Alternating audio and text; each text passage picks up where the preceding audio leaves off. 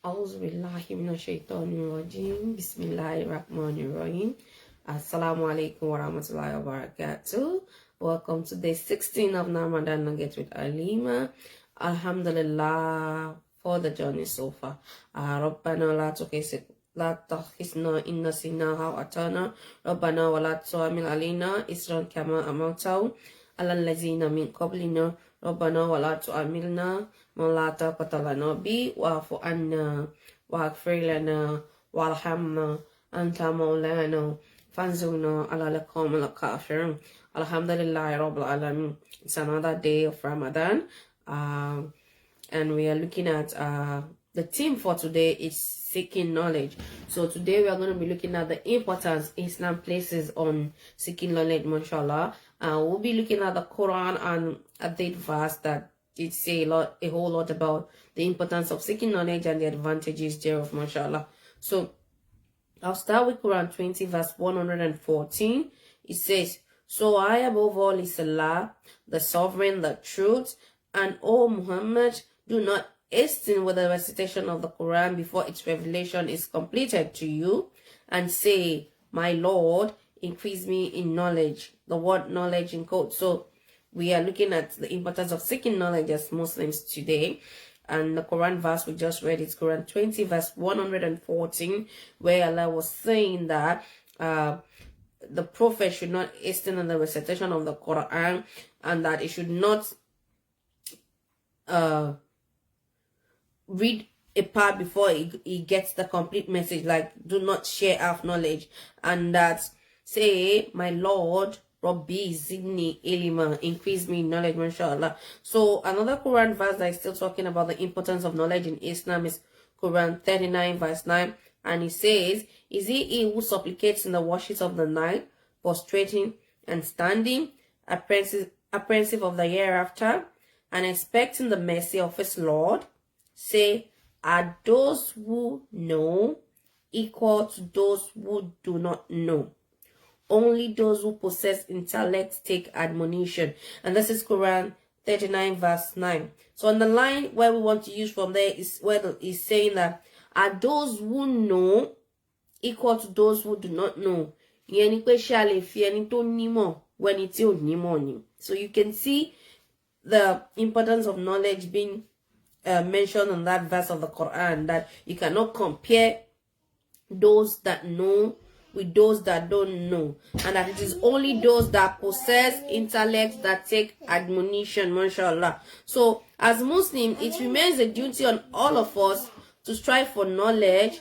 Islam encourages and promotes the idea of learning, asking questions, and striving to be better oneself through acquiring knowledge.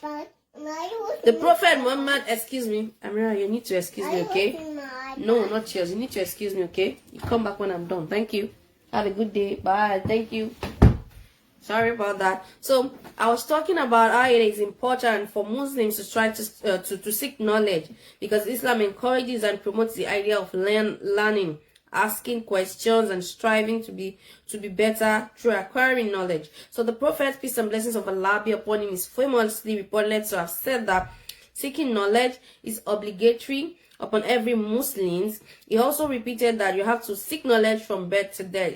Prophet saying, "Talabul ilmi faridatun ala kulli muslim wal muslima," so that it is compulsory for you as a Muslim, whether male or female, to seek knowledge. It is one of the requirements that makes you a good Muslim. You must be of those that will always yearn for knowledge, that will always yearn to learn something new and beneficial, mashallah. So knowledge is really very important in Islam. You can't say you are a Muslim and you want to remain ignorant. You don't want to know about your religion. You don't want to know about stuffs that are happening globally. No, as Muslims, we must try to have knowledge and balance our knowledge. I think there's another saying of the Prophet that says that, let's see if it's going to be in this hadith before I said it. So we're looking at this hadith. We've already said talabul ilmi faridatun ala kulli muslim wa muslim, that seeking knowledge is an obligation for every Muslim man and woman.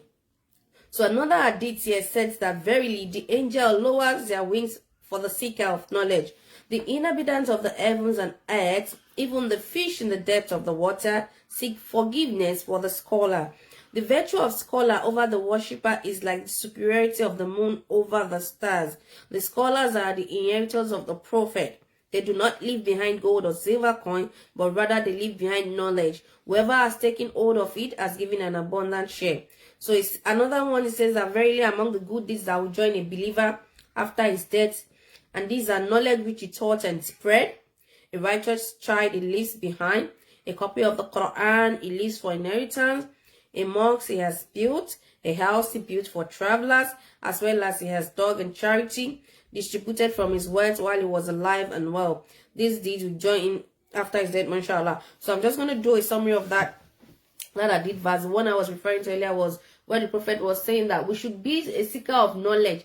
And at that time when he was saying, he says, even if it means you have to go as far as China to get that knowledge. So using China in quote now as a distance, like a brother, even if it means where you are, you can't get knowledge. If it means you have to go far to seek knowledge and understanding, then you have to go far, because it is good to be knowledgeous. So we were saying that the superiority of those who know against those who do not know is really super high. Àpọ́nlé máa ń wà fáwọn onímọ̀. Ẹni tó bá ní ìmọ̀ a máa jẹ́ ìmọ̀ Ọlọ́run ni, àbí mọ̀ ẹ̀kọ́ òwe ni, àbí mọ̀ nínú nǹkan tó yege ń bẹ. Àpọ́nlé máa ń wà fún wọn. Àwọn èèyàn máa ń pọ́n ìmọ̀ yẹn lé látara wọn. Wọ́n tún wá ń sọ pé o, ṣe wá rá àwọn tó jẹ́ mímọ̀ pàápàá jùlọ lójú ọ̀nà Ọlọ́run, wọn ń kú. Kò ń ṣe pé wọn ń kú tí wọn nípa ọ̀dà, àmọ́ tó bá kú, ìmọ̀ tó ti ní, àwọn tó ti kọ́, ó sì wà lára wọn tó jẹ́ pé wọ́n sì máa exhibit knowledge yẹn. And as long as they are bringing up and exhibiting that knowledge, it means that the teacher of such knowledge still lives on. So they will still live on. That is what it's literally saying that, oh man, it is good for us to seek knowledge, even if it means we have to go as far as a very long distance to get this knowledge. But as Muslims, you cannot be ignorant. You cannot be oblivious of happenings around you. You cannot be religiously blind, so to say. You cannot say you don't know what is done in your religion. You cannot say you don't know how it is done. How to say your prayers, for example. How to do some basic requirement of the deen. If you have to be a Muslim, it comes with responsibility. And one of such responsibility is seeking of knowledge, mashallah. Seek for knowledge. We have to know. We're encouraged to ask questions when we don't know. And alhamdulillah, it's really so easy these days. There are a lot of stuff that you can refer to get information. Some of such are these apps that are, verified, that you can actually fall back onto to learn a whole lot of stuff about your deen that you don't know about. You have scholars that you can know that they're authentic, that you can reach out to and ask questions. So as Muslims, we do not have excuse to be ignorant. We do not have excuse to not be knowledgeous. In fact, it is often said that we should always be among those that will be top notch in wherever we find ourselves. Ó máa ń jẹ́ lára àwọn àmì àti ìrísí tá gbọ́dọ̀ máa rí lára mùsùlùmí, excuse me, tá bá rí wọn láwùjọ, a gbọ́dọ̀ máa wà lára àwọn ẹni tó rí wọn pé, a gbọ́dọ̀ máa wà lára àwọn ẹni tó ní mímọ̀, tó sound, tó jẹ́ pé táwọn èèyàn bá rí wọn ní I'm not surprised bó ṣe yẹ kó máa rí nìyẹn. So sorry that I'm code switching. I'm just trying to do a translation of what I've said in English, talking about the importance of seeking knowledge as Muslims, mashallah. We've read 2 Quran verses, which is Quran, sorry, I'm just trying to get those Quran verses. Quran 39 verse 9 and Quran 20 verse 114, talking about the importance of getting knowledge, acquiring knowledge, and seeking knowledge as Muslims. And of course, we're also reading hadith where Rasul says that it is compulsory, incumbent on every male, female, and Muslims to seek knowledge. It doesn't mean because you are female, even though that we know that there are exceptions to some things for female, but not like knowledge. Ojóbìnrin ò ní kó má wá mọ̀, ojóbìnrin ò ní kó má kàwé, ojóbìnrin ò ní pé kó má mọ̀ nǹkan tó ń lọ lágbàáyé, you don't have an excuse. So we've read this to talk about how Allah places importance and honor on those that knows, and says that they're like bright shining stars, and say, are they equal, those who know and those who do not know? So on that note, I'll move to the elder tips for today. The healthy tips for today, remember that we always want to keep it healthy and sound even though we are fasting. So it says choose dates, dried fruits and nuts as part of your diet during Ramadan. These provide healthy nutrients and they are packed with energy, those helping you to keep vitality during Ramadan. So we know that Rasul also recommend the breaking of fast with our dates. So reason why dates is even very, very important. So if you can get it, choose it. Then dry fruits as part of your diet during Ramadan. It really, really helps you with a lot of energy. And of course, on the Ramadan checklist today, it's one of the things that Rasul encourages us to do for our brothers. Pray for our brothers, you know. So he's saying that ask Allah to forgive all Muslims. Whoever seek forgiveness for believing men and women, Allah will write for him a good deed for each believing man and woman. So it is what Yoruba said that Toba no ka ponseyon mesotoku tieni. So ask the checklist that we are checking on today on Ramadan Nugget is that we should pray for our Muslim brothers and sisters and even our non-Muslims alike. Pray for them, wish them well. Use the special honor given to Ramadan to ask Allah to bless them, to ease their fears, to relieve them of, you know, stress and trauma or whatever it is the condition may be. But you know that whatever you throw back at them, it's coming back to you in full. So use this opportunity to pray for family, friends, loved one, mashallah. The meal idea for today for Sahur, we can try semo and ogbono or okra soup, and we can of course spice it up with assorted meat, chicken and fish. And for iftar, fresh fruits, water, and then you can do yam and pottage and do grilled fish, you know. Still keeping it all healthy and all incorporative. Yeah, that's the word. So I'll move on to the suggested app for today. On today's app suggestion, the app would be a Hafiz of Quran 15 lines, just like it sounds. Hafiz, Hafizi, then Quran, then 15, then lines, that's line with an S. So it's Hafiz Quran. I can drop that later on in the comment section. So it's Hafiz Quran 15 line, and this is an app that is designed to make reading and memorizing the Quran easy. So the offline tool, it's an offline tool, so you don't have to be on data to use it.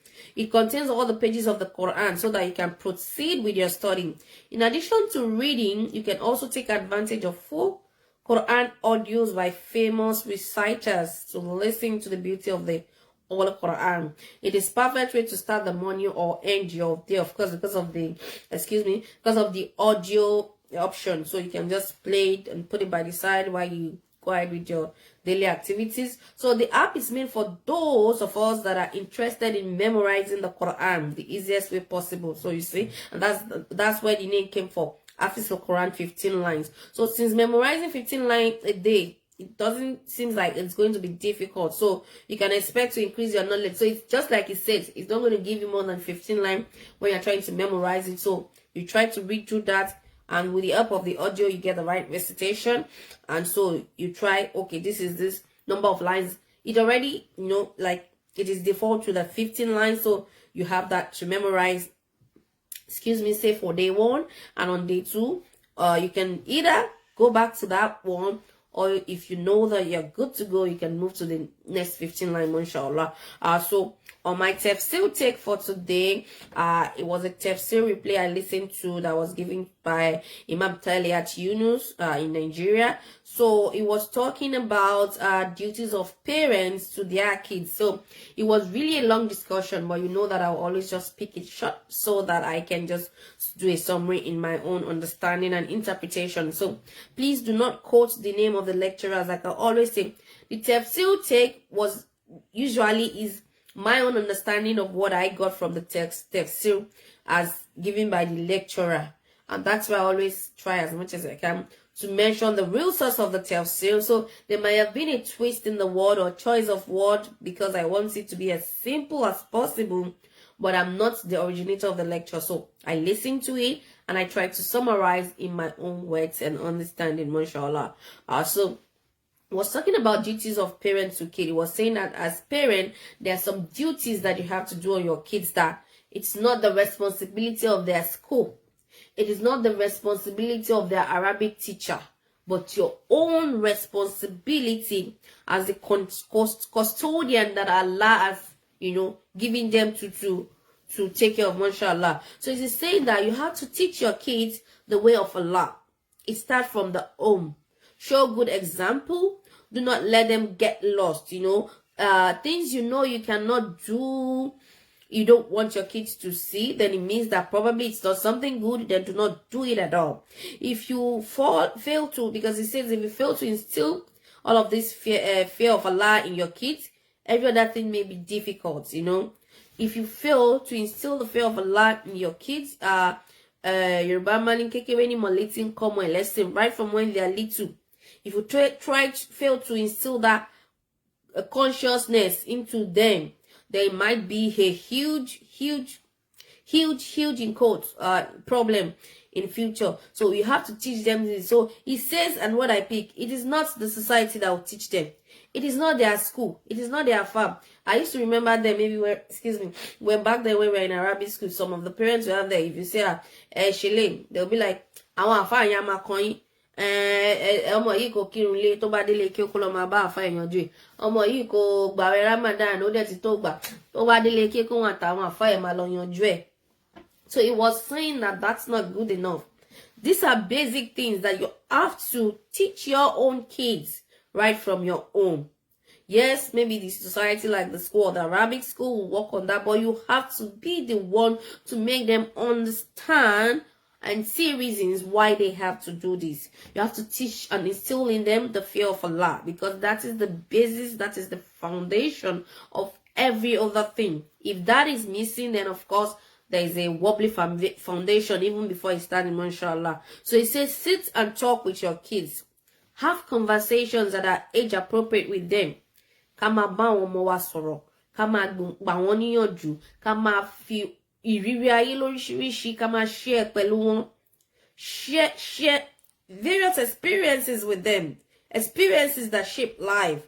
Let them know what is all about, Don't just say they are still kids, and try to make sure that you do things as appropriate to their level of understanding as possible. He said, teach your kids how to behave responsibly in the society. It is your own duty as a parent. It is not the society's duty. It is not the school duty. It is not the Arabic school duty. But you, as a parent, it is your responsibility to teach your kids, your children, how to behave responsibly and in a good manner in the society. It says, let your kid know that it is okay to take care of your parents. Do things to your parents to them to see, so they can learn this act. For example, you're giving stuff to your parent. Let your kids see you do that. You're buying foodstuffs for your parent. Let your kids see you do that. This is not a show off, but this is you teaching them a certain lesson about life, so that they're having that registered in their subconsciousness. And then when you grow and you get to that point, it's easy for them to do that, because it is something they've seen you do, and you've made them understand the importance that Islam places on taking care of one parent, whether they are Muslims or not. So teach them that. It says, call your kids with beautiful names apart from their real names. That will make them blush and feel, oh yeah, I must not disappoint you. For example, doctor, or Imam Agba, look for names apart from their real names that are sweet, that will make them blush. So give them names, beautiful names, nicknames that you can call them with out of the blue. It says out of the blues, just pick on your kids, no matter how grown. Hug them, rest on their chest, and they'll be like, ooh, even though I'm not a baby, but no matter how grown they are still your baby. Make them feel this sense of belonging and love in the home. Because when the home, there's no love in the home, there's no sense of belonging in the home, there's no peace in the home, then the kids, they're getting the wrong message. So always show them unannounced love, out of nowhere, get gifts for your kids, and teach them various lessons of life. So it says here, hug them unannounced, play with them. Do not be that parent that their kids disappears once they appear. There's some parent like, once the mommy or the daddy is coming like this, pew, you will just like, what am I by sissy? Shall come more pew, a fairway, a be out there, it be a fairway, they've gone. So do not be that parents that when your kids see you, they disappear through the other door. No. Be the one that they always look forward to seeing and want to share their day with. They want to tell you how their day went in school. They want to tell you how their day went in the Arabic class. They want to tell you that new friend that they've made. They want to tell you about that new craft or something exciting they have learned. They want to tell you about that. Yes, thank you for that contribution. Upbringing is most important. Yes, thank you. So they want to tell you about, everything. They want to feel free to talk to you, to ask you. So be that parent who is always welcoming and who their kids look forward to seeing. I pray that, he also did say, so there's a foundation to this, and it starts with the selection of spouse. You as a man, what are those things you're looking out for in a woman? Because this is the woman that will train your kids. You as a man, what are those things you're looking out, you as a woman, what are those things you're looking out for in a man? Because this is the man that will be the father of your kids. So he did talk plenty on that as well, but I'm not going there. I'm just going to, limit it to duties of parents and taking care of our kids, mashallah. I pray that Allah makes our children the coolness of our eyes. I pray that Allah makes our children pious children. I pray that they don't, depart from this path that we have known, and we know that it's good for us. I pray Allah makes it easy for us to instill His message in them, mashallah. Like Yoruba, we say, so I pray that for every one of us that have kids already, Allah makes it easy for us to take care of the amana, because our kids are amana that Allah has entrusted on us. And I think there's an hadith that says each of you will account for your flock on the day of Yawm al-Qiyamah. So the kids, the family, they are the flocks, and we will account for what we have done from them. So I pray that Allah makes it easy for us, so that they will be able to take care of them, and they will be according to our wish, mashallah. And for those that are still seeking, that Allah bless them with pious kids, mashallah. I pray that Allah would grant it unto them. Ọlọ́run awọlá ní oṣù Ramadan, oṣù àpọ́nlé tá a wà, àwọn tó ń bẹ Ọlọ́run pé Ọlọ́run, èmi náà fẹ́ dunnú, mo fẹ́ lọ́mọ àlùbáríkà, mo fẹ́ lọ́kọ àlùbáríkà, mo fẹ́ níyàwó àlùbáríkà. I pray that Allah grant it unto them, so that they too, they can fulfill their duties and responsibility as required by Islam, inshallah. So that is that on the tafsir take. So we were just talking about the duties of parents on kids, and we were talking about how there are some duties that is not the responsibility of the school or the Arabic class or the society to teach your kids, but it is the duty of we, the parents. So if we know this is our duty and we are serious about it, then we already have half of the foundation being laid on a very good solid one, mashallah. And so I'll move to do not say to a fasting Muslim for today. On the do not say to a fasting Muslim, don't say to a fasting Muslim, oh, Ramadan is a great way to lose some weight. Yeah, maybe it is, but that's not the point. Ramadan have a deep spiritual and religious significance to us as Muslims.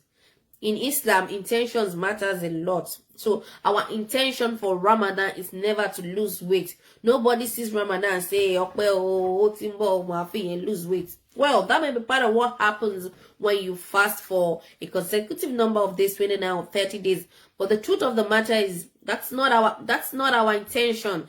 Our intention matters as Muslims, because Rasul said our actions shall be judged according to intention. So our intention is not to lose weight, but to obey the commandments of Allah. So if the loss of weight comes through in that process, mashallah, it's a double blessing. But the intention is never to lose weight. So do not tell us that, oh, we are doing this because we wanted to lose weight. Do not say to us, we are not fasting because we want to lose weight. So I hope that we've been able to learn something, and you do not say to a fasting Muslim today, both from our non-Muslim friends and our Muslims as well, our Muslims brothers and sisters, because some of us sometimes too, we say words that really come out as insensitive, even though we're supposed to be Muslims and have better understanding. So you see why we're still taking back onto the theme for today: seek knowledge. Seek knowledge, seek knowledge.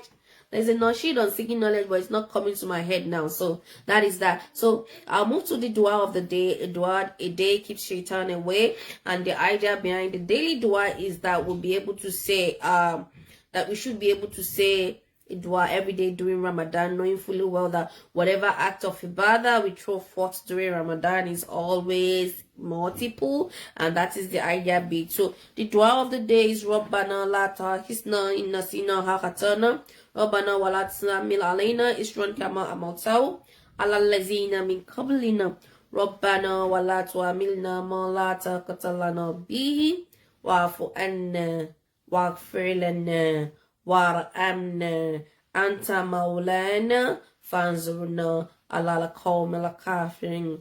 Allah bodies not a person beyond the scope. He gets reward for that good which he has earned, and is punished for that evil which he has earned. Our Lord, punish us not if we forget or fall into error. Our Lord, lay not on us a burden like that which you did lay on those before us. Our Lord, put not on us a burden greater than we have strength to bear.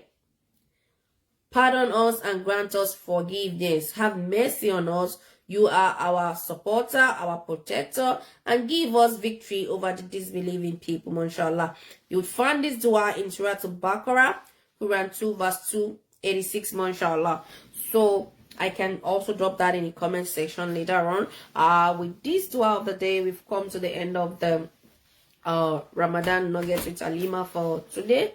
Alhamdulillah for day 1 to 16 so far. I pray Allah still give me the strength and willpower to see to the end of Ramadan, mashallah. I want to say thank you for all of you that joined live. Thank you for all of you that always liking, commenting, both on and offline. For all the shares, I say thank you, jazakumullahu khairan. May Allah accept it as an act of ibadah for me and for you, mashallah. Inshallah, tomorrow is another day. Remember that it is important to seek knowledge.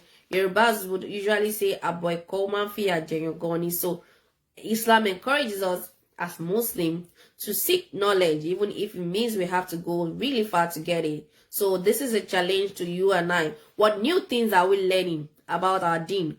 What new things are we learning, like say craft stuff, something like an handwork or something, you know, something that will be useful. What new thing are we also teaching others? So it goes both ways. We should remember that it's always good to learn and to teach people a beneficial knowledge that you know, mashallah. I pray that Allah makes us more sound on the deen, makes us more better as humans, mashallah. Tomorrow is another day. I'll be here. Assalamu alaikum wa rahmatullahi wa barakatuh. Have a wonderful evening. Ma salam.